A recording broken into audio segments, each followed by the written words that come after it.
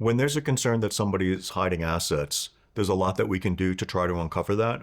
The first thing we're going to do, however, is figure out is it worth spending the time and money to look?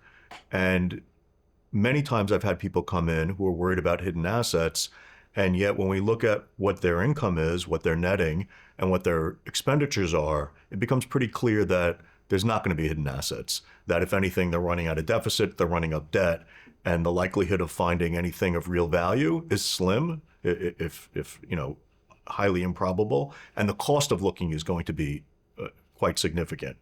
There are times, however, where there's a lot of red flags. When we look at, again, when we're looking at people's finances, when we look at the statement of net worth, this document that every client in New York State that gets a divorce is required by the courts to complete, and we see that that they should be accumulating a lot more assets, we think, than what they have based on their lifestyle, based on their income, then we start looking. We can look at this, all the statements. So getting documentation is really important because often you'll see some sort of leakage. You'll see money coming out of accounts that either is going to accounts that have not been disclosed, which is the simplest thing to find, takes time. You need to know to look. You need to know what you're looking for. But that's one of the common ways that we'll catch things. When the client thinks that something's missing, or when we see some red flags, some of the tricks that we can use to start getting a handle on things and finding out, is there something missing?